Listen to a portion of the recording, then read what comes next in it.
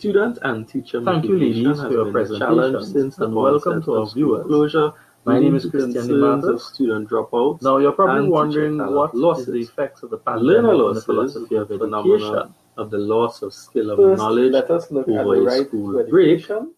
In 2015, the UNESCO Global Initiative titled Education for Sustainable Development, Partners in Action, it was stated that education is a basic human right and the foundation on which to build peace and drive sustainable development.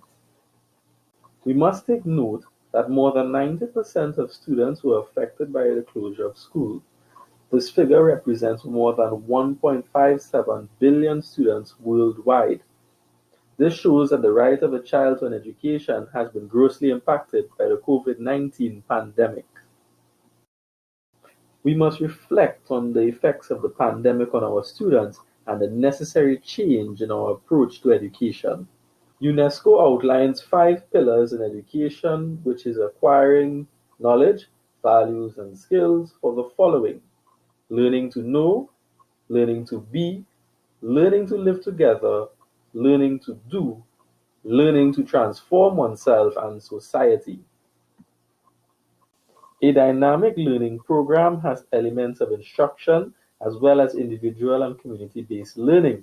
Some of these elements include problem solving, open-ended activities, discussions and reflections, creative formative assessments, collaborative study, and self-study.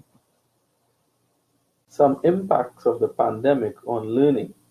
Students have become isolated depending on their level of connectivity and access to devices as well as their personal home circumstances.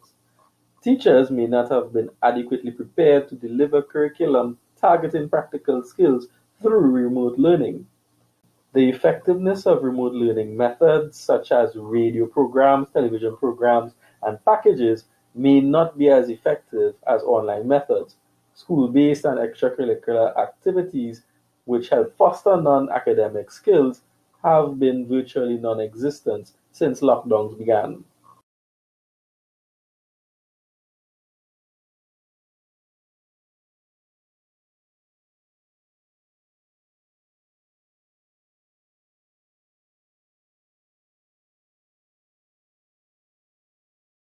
Is of serious concern given the significant time spent away from school.